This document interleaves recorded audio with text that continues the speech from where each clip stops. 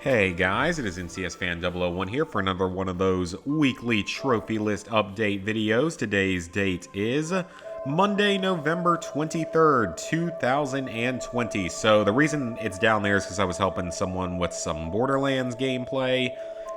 It really has been a long time since I played that game. Anyway, this update will have covered the week of November 16th through the 22nd of 2020. Quite a bit of trophy progress completed this week, so I do want to point out a couple other games real quick. Being very lazy with Destiny 2, I really need to stop being so lazy and just go and finish that thing, because it's just the last Wish raid left, and I also actually just bought Shadowkeep on the big sale, the Black Friday sale, because it was like $12, so I figured, why not? Maybe I'll go and play it someday, I don't know, it's not that concerning to me, but it wouldn't hurt to have it just in case. And then also, I have now seen the trophy guide for Black Ops Cold War, and apparently it's pretty tough. It's not quite as tough probably as Black Ops 2 or Black Ops 3 or Black Ops 4, but it's definitely up there. Definitely a lot harder than Modern Warfare 2019, so if you're going for it, expect that. Also, if I sound a little bit nasally, it's because my allergies or cold or something are starting to act up. That always happens around this time of year, so I will probably sound just a bit different because of that. Anyway, though, I made trophy progress on a total of 4 games this past week. The first one, Call of Duty World War II. Got myself that Platinum Trophy. So, the Platinum Trophy for Call of Duty World War II, it's a medium difficulty Call of Duty. It's right in the middle of a lot of the other ones. It's certainly not the hardest, obviously, with that, but it's not necessarily one of the easier ones. It's a pretty rare one. It's one of the rarest of all the Call of Duty Platinums, for that matter. So in order to get the Platinum, you're going to get a few trophies here due to the new sort of gameplay mechanic where you could have resources tossed to you by various characters the further you make it through a mission, and like every time you complete an objective and whatnot. So that was a really cool new feature, and none of those trophies are difficult because you're probably going to be beating the game twice anyway. Once on Recruit to get all the miscellaneous trophies and all of the collectibles, and then a second time on Veteran, purely because of a few sections that make some of the miscellaneous trophies harder. This one's pretty easy. I don't remember exactly how quickly I got it. Probably pretty quickly. This one's very easy. Just stop 20 or 50 enemies from seeing you with smoke grenades. Then you have the 3 trophies related to the heroic actions that were available in this game. You had to drag 9 allies to safety, get 4 unique groups of enemies to surrender, as well as save 10 allies locked in a struggle. Those were a pretty nice little extra feature, and those are easy to do as long as you have a guide, though some of them are a little bit time sensitive, so you got to be a little bit careful with it. There are also 33 mementos to collect, which isn't really much of a problem as long as you're following a guide and doing it on Recruit. No issues there. You have to spend 3 minutes using Focus in the campaign, which is a little mode that I kind of forgot existed. Then you have your story-related and mission-specific trophies. You have to complete the game on Veteran. Then you get 1 trophy for each mission just by completing it. And this also indicates that only half the people that own this game ever even finish the first mission, which says something about this game. So I won't go over each individual story-related trophy, but as for the miscellaneous trophies, this one isn't too bad, but it requires a little bit of luck to not get hit.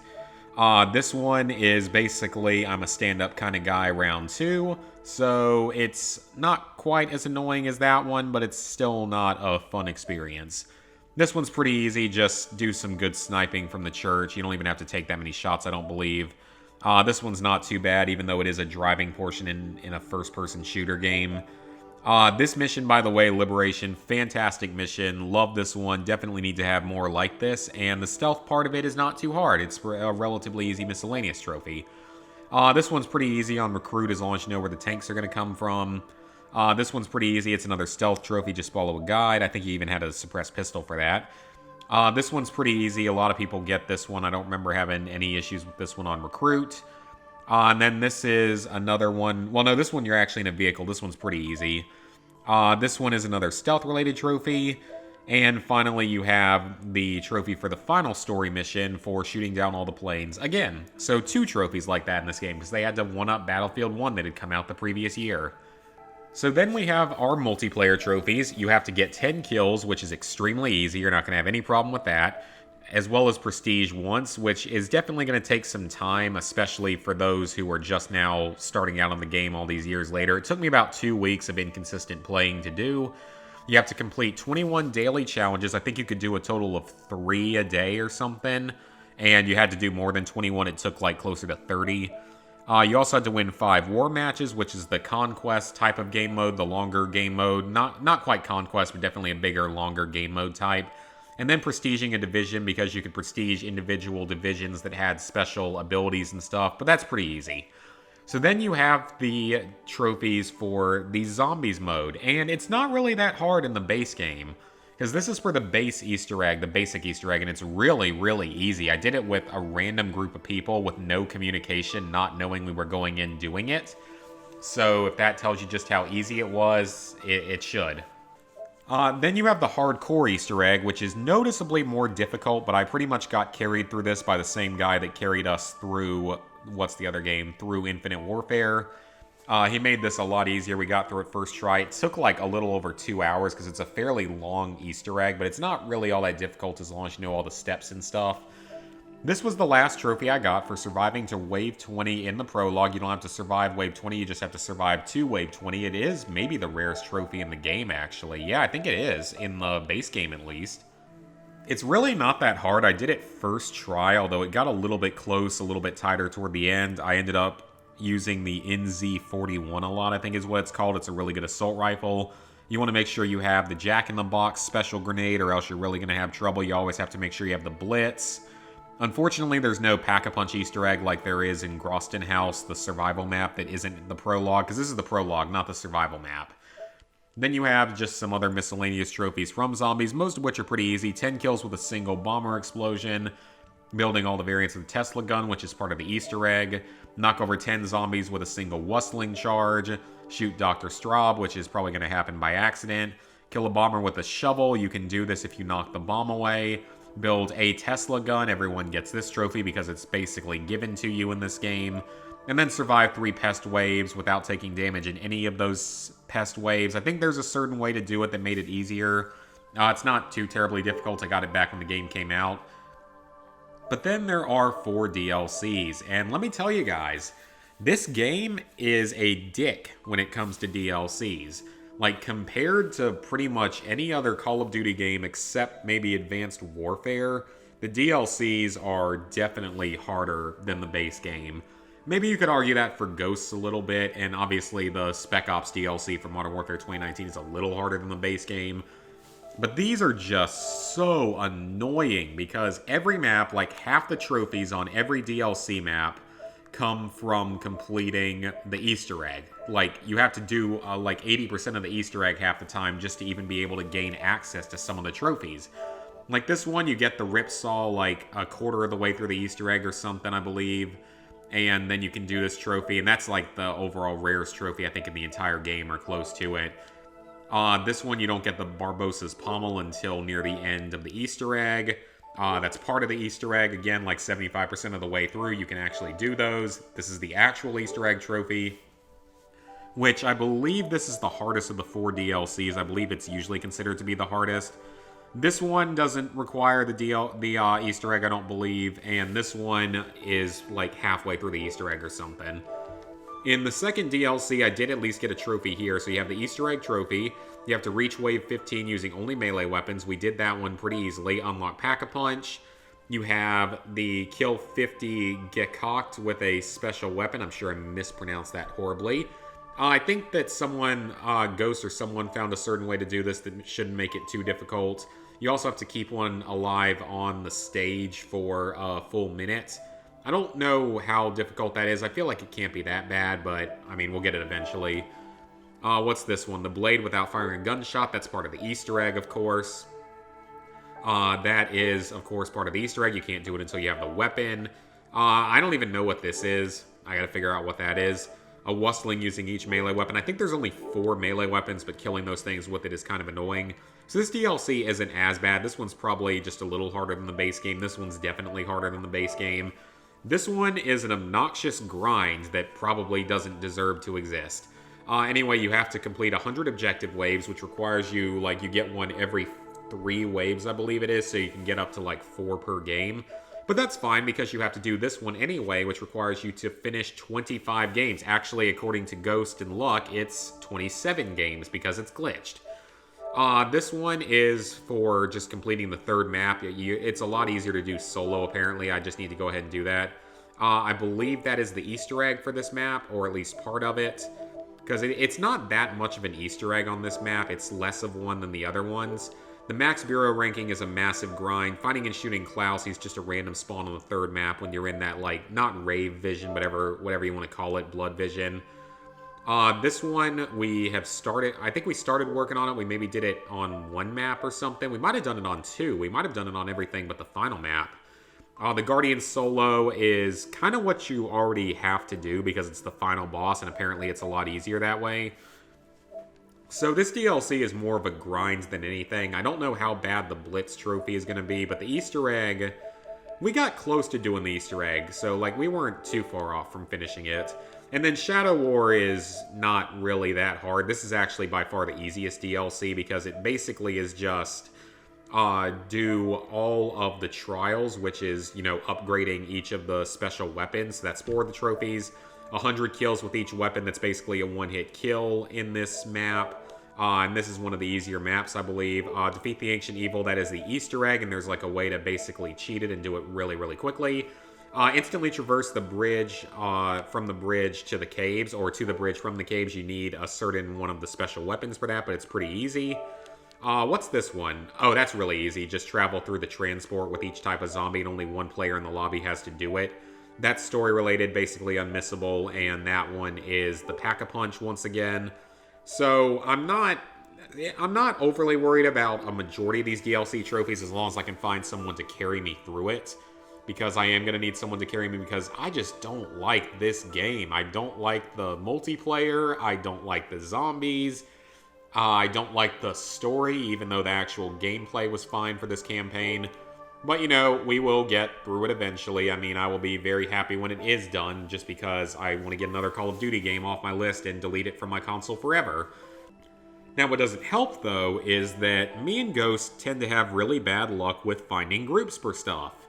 Because multiple times now, we have had people that we were going to work with just block and delete either me or him or both of us. And it happened again with Call of Duty World War II. So yeah, that keeps happening way more often than it really ever should. So we are slowly progressing on certain multiplayer games. I'm going back to help him with some old PS3 games eventually. I'm sure that he's going to help me with Destiny 1 at some point in the future. So it's been fun having someone to pretty consistently play games with again and grind out all these really annoying games and trophies again. So now let's look at Resident Evil 3. This was the 2nd platinum I earned this past week. You have to, with this one, we've gone over this one a few times now, so I'm going to be a little bit brief on this one. These first few trophies are all story related. Finishing the game on Inferno is the highest difficulty. These few trophies, like through here, are all completely unmissable. You're going to do those no matter what, pretty much. This one requires you to bring Nemesis to his knee at some point to relinquish an item. You can get like 3 or 4 from him, and you're going to be doing this anyway if you're getting all the collectibles. This is a story-related trophy. This is a collectible-based trophy. You are going to need to do this in order to get all the collectibles. That is a story-related trophy. This is technically missable, but it's a little tough to miss, especially on the lower difficulties. But on the higher difficulties, it can be pretty tough to kill. This is by far the hardest trophy in the game. You have to complete the game with an S rank on Inferno mode, which means complete the game in under 2 hours with no more than 5 saves. I would highly recommend doing 1 save shortly after getting out of the starting area, just so that you don't have to redo the whole starting area again. And as long as you have the infinite ammo rocket launcher, it's not really that bad. There's just a few instant death sections and enemies that might trick you up if you're not really ready for them. And a couple of the boss fights might be a little tough, especially the final boss fight, although surprisingly, I pretty much learned how to beat the final boss during my Nightmare playthrough, which is the 2nd highest difficulty. I learned how to beat him there and didn't die a single time fighting him on Inferno. So I died probably 10 or more times on Nightmare, but didn't die once to him on Inferno. So I managed to learn the strategy and then got a really lucky run with dodging his attacks. I highly recommend that for that fight, that well, for one, you use one of your 5 saves right before that at the final typewriter. And in order to save time, you can quit the game if you die and just load game instead of continue, because there's no checkpoints in this difficulty either. So it's pretty easy to do otherwise. Like, just that final battle is a little bit tough, and I highly recommend going into it with like 7 or 8 full healing items, because if you get the timing right, even if you get hit, you can dodge out of the way of other attacks and then immediately take a healing item. And there's like 2 full healing items in the boss fight, so I highly, highly recommend bringing in a lot of healing items, plus, of course, your infinite rocket launcher, as well as your defense and recovery coins, even though the recovery coins aren't really going to do too much for you in this battle. This is a story-related trophy. That's a story-related trophy. This is technically story-related, but you can take longer than 5 minutes. It's pretty easy, though. It's when you get into the nest facility underground for the first time. Story-related, collectible.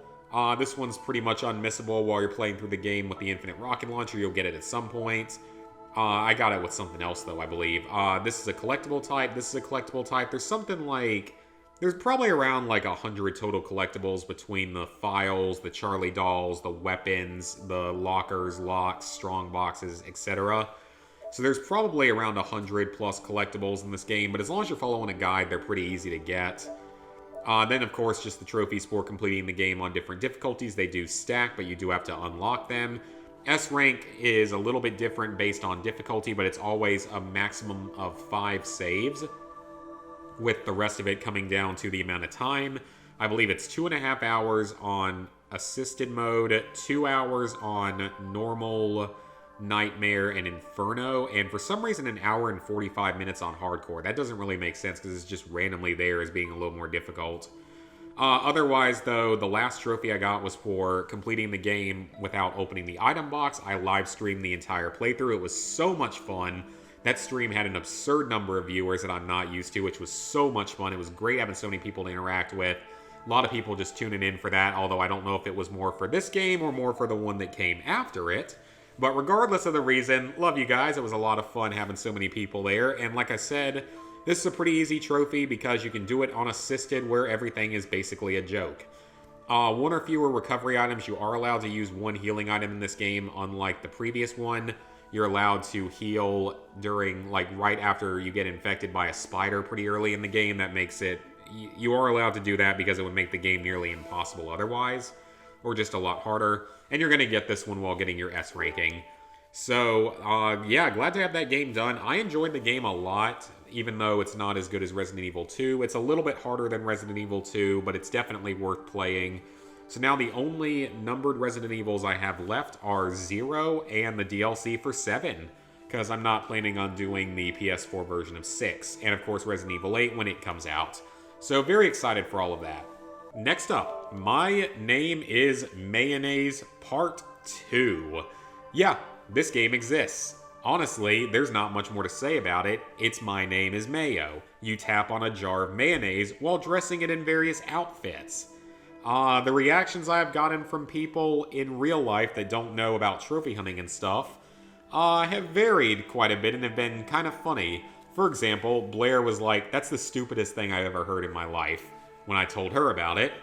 My ex-girlfriend, I actually had her play the original My Name is Mayo, and she just got fed up with it after like 2 minutes because it was so stupid. And my parents were like, "Oh, I bet that someone had some alcoholic beverages in them at the time of making this game." But here's the thing about My Name is Mayo. Yes, the original is kind of what set trophy hunting on the downward spiral that it's still in to this day. But, that being said, the My Name is Mayo games still required a lot more effort to make than most of the crap that comes out of Ratalaika and some of these other developers these days that focus only on easy, quick Garbo Platinums. Because guess what? These games actually have a story to them, and it's not that bad of a story. It's about a jar of mayonnaise trying to find love. And honestly, I was going to say I can relate to that, but I really can't. But either way, it's still... They put effort into these games. I mean, it took them 4 years to develop this. They put effort into this one, unlike some of these other games out there. And they actually made a lot of improvements on this game over the first one. It's definitely a better game. So you get some trophies all the way through here for hitting the jar of mayonnaise 10,000 total times. You can click faster by hitting both X and the touchpad at the same time. I did take 36 minutes to do it because I didn't know that until late and because I was kind of following the story. You're going to unlock all while getting all the other trophies. So this is basically like a platinum trophy in and of itself, basically. Another one for just hitting it a bunch of times. And then you get the trophies for hitting the jar of mayonnaise while it is wearing certain outfits. So, for example, the mask, whatever this outfit was, as an ape, I guess, as a carrot. I don't really remember because I was really intoxicated while playing this game, because you kind of have to be to really enjoy it and really get into it. But the good thing is that every single one of these trophies has basically a tracker in terms of the costume. Like, you basically just have to hit it a certain number of times with each different costume on from the pause menu. That's really all you have to do. It's very simple. It basically handholds you through all of these trophies, and they're just easy because of that. So that makes life a lot easier, because I don't think the first Mayo game was quite like that, to where it was a little bit less specific and a little bit more having to know what you had to do and maybe keeping a little more track of it yourself. Now, one of the other things about this game is that they actually added in some additional game modes to it. Down here, so for example, this is a mini game where you have to jump over strings of letters. This one, I think you had to hit something with like a shooting star, in like a shooting star mini game. This one, you went to, I think the Mayo was dressed as a stripper or something. I'm not going to further comment on that. This one was Flappy Bird, but with a jar of mayonnaise. This one, I think you just tossed pizza a bunch of times. This one was like an upward climbing mini game. I don't remember what these two were. I don't think they were, I mean, they obviously weren't difficult. I just don't really remember what they were.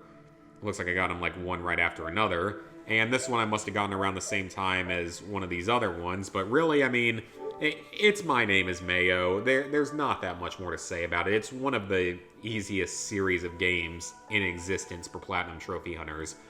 You can do each game in half an hour and with basically no skill. You just have to be able to click the buttons quickly. And finally, Harry Potter and the Deathly Hallows Part 2, my 4th Platinum of the week. So it was a very successful Platinum week, and not a whole lot of super common Platinums, because you have World War II here. This one is like a 1.6 on PSN profiles. Resident Evil 3, even though it's 9% here, is only like, I want to say, it's like 40% on PSN profiles, which is still pretty high. My Name is Mayo is obviously like 95% on PSN profiles, which is to be expected. Also, apparently, 0.2% of people hit the mayonnaise jar less than 5 times after booting up the game. Good job, people.